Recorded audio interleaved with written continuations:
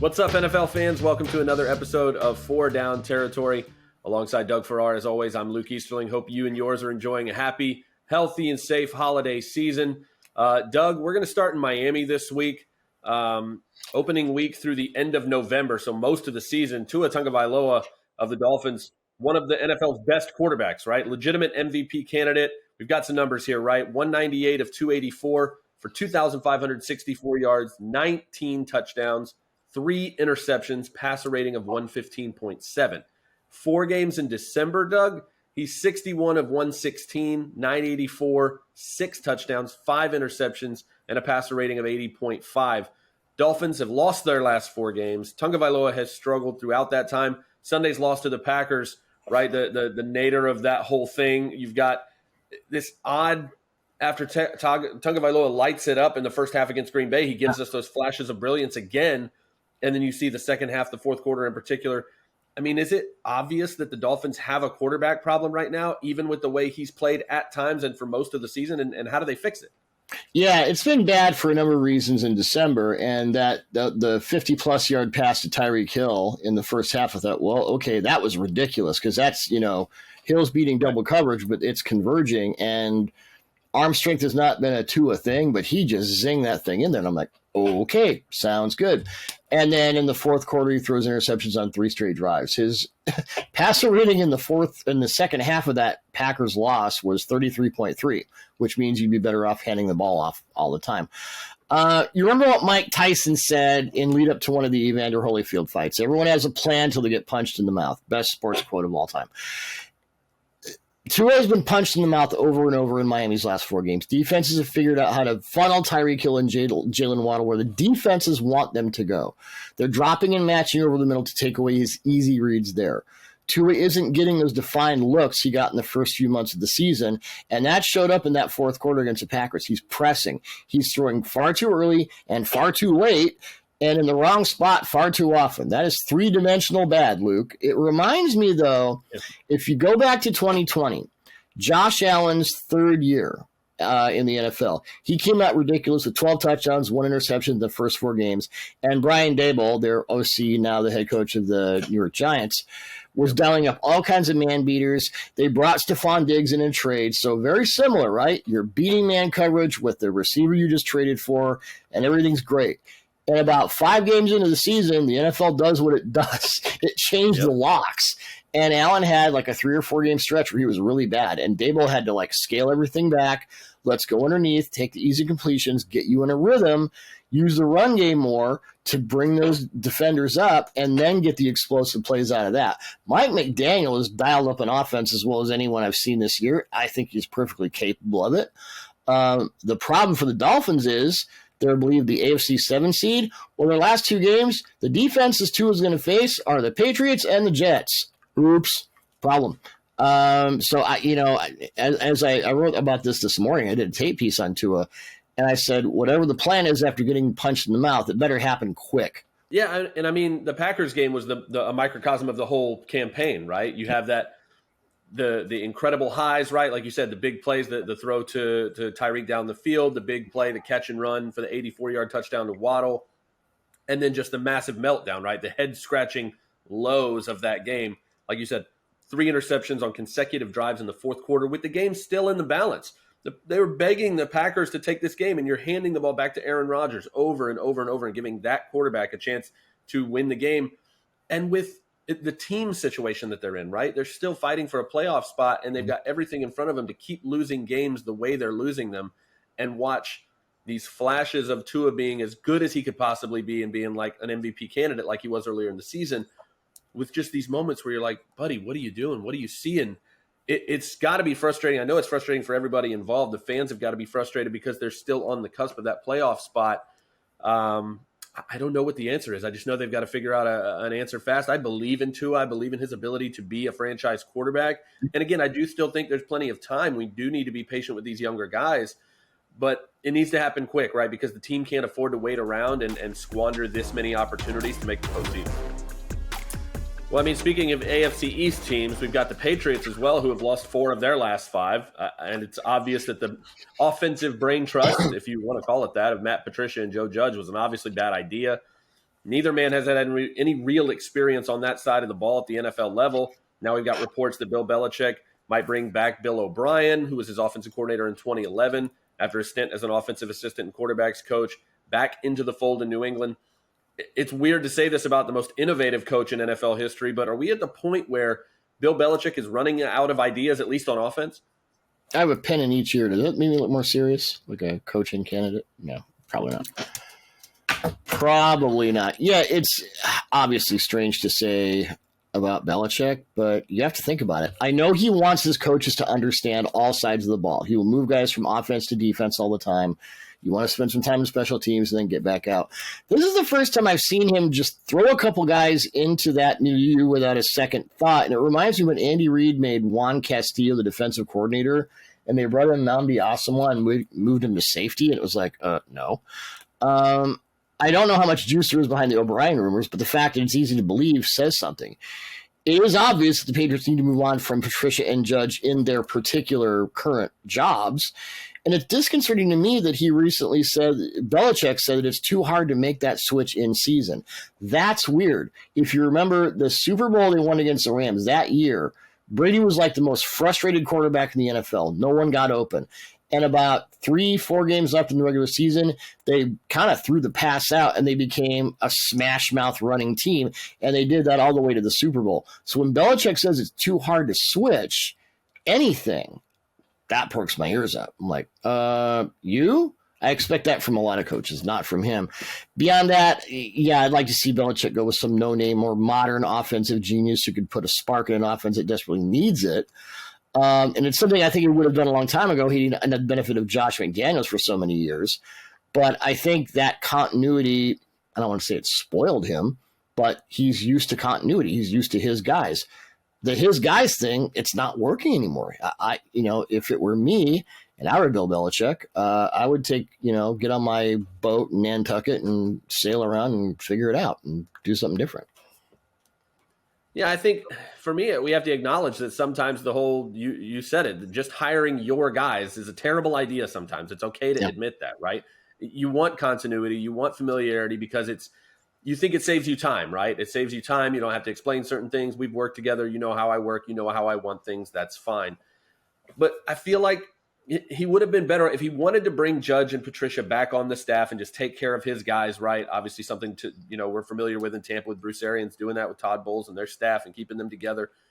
Why didn't he just do the Nick Saban thing? Bring them back, call them defensive analysts or whatever you want to do. Put them on the side of the ball where they're best. They can make an immediate impact. And you have that kind of familiarity. I feel like whatever familiarity or continuity they had is canceled out by the fact that you put them on the side of the ball where they don't have experience, right? So I don't know what more he expected from this offense when it comes to results when you put two guys on that side of the ball who have no experience doing it. Would it really have been that hard to convince a promising coordinator candidate, a position coach who's innovative, to come be an offensive coordinator in New England where you've got Belichick's defense as your safety net, right? To take risks and be innovative and challenging, knowing you've got that defense behind you to kind of have your back. I feel like it wouldn't have been that hard of a sell for Belichick to say, hey, come be my offensive coordinator and let's do something special here. The NFL's cronyism problem goes far beyond New England, right? But I think we need to point at examples like this and show why it's not good for the game in many different ways, even on the field sometimes, because this is the result you get. I think we're all talking about Nepo kids now. You wonder, I can't get inside his head, but I wonder if there's a little bit of hubris here. I've done this my way with these people. I won a Super Bowl putting Troy Brown on defense. I've won every possible way there is. If I put Matt Patricia and Joe Judge in those seats, it'll work. And you know what? Maybe bad news for the rest of the NFL, this mistake, which Belichick doesn't make a lot of them, at least when we're not talking about things that end in gate. Maybe this mistake sort of galvanizes him and makes him, okay, I'm going to do it this way. I'm going to do it differently. And Bill Belichick on a mission, we've seen what that looks like. See how that goes. Speaking of the Patriots, Doug, and Tom Brady, the Patriots are 24-24 since the GOAT decided to go his own way after the 2019 season. Things aren't going much better for Brady in Tampa, at least this year, right? The Bucs did happen to win against the Cardinals on Sunday night. It took overtime. Took a 10-point comeback in the fourth quarter again for the Bucs to make that happen against a really bad Cardinals team who was on their third string quarterback in Trace McSorley, right? But Brady's looking at perhaps his first losing season ever, right? 2002, he went 9-7 with New England. That's the closest he's ever come. But the Bucs are 7-8. They're going to need to win out to avoid that at least. I mean, what's frustrating most is that there are times when Tampa Bay's offense looks great in small spurts, right? And then it just falls apart for long stretches. What's been the problem for Brady in the Bucs season, at least from your perspective? I'm going to try and make this short so you can get on your soapbox because I know what's coming. But here's what I don't get. Tom Brady, throughout his career, has been much better when given the benefit of at least one of these three things. Play action, pre-snap motion, no huddle. This is not a mystery to anyone.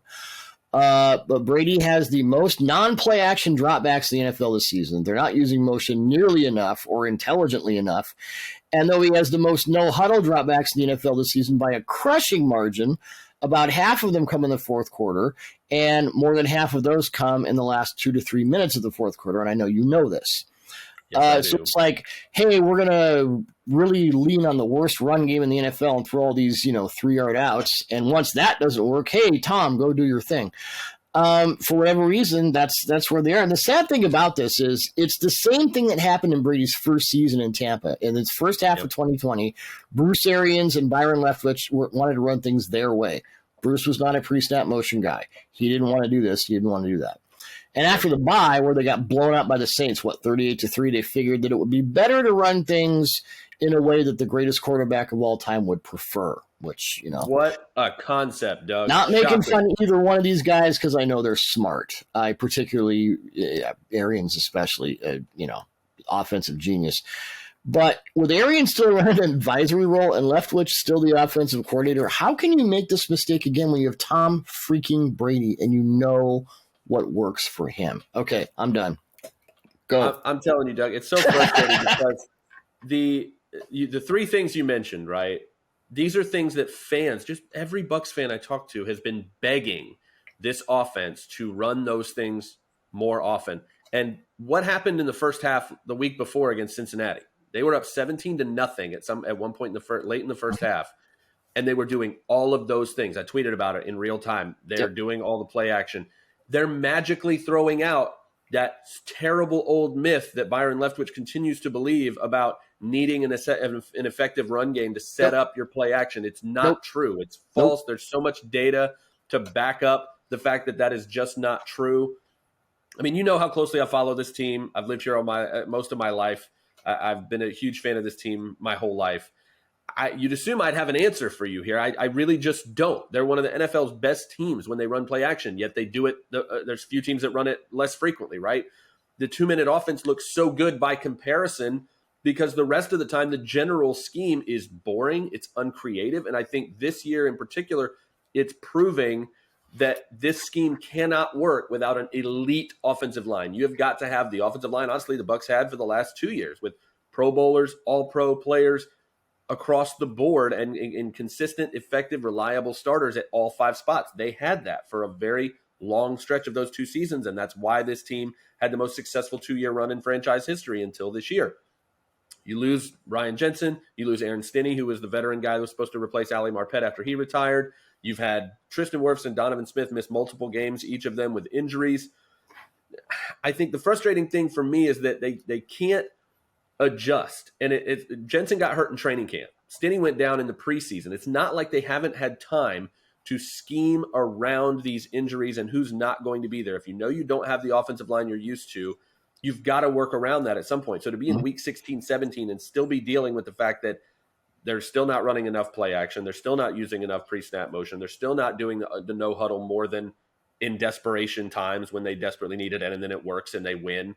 And they still haven't figured out how to work around the offensive line problem to the point where it's impacting Brady's ability to play well. Not that he hasn't missed his throws, not that he hasn't had his own mistakes and problems, but it's hard not to connect that to the fact that he doesn't trust the offensive line.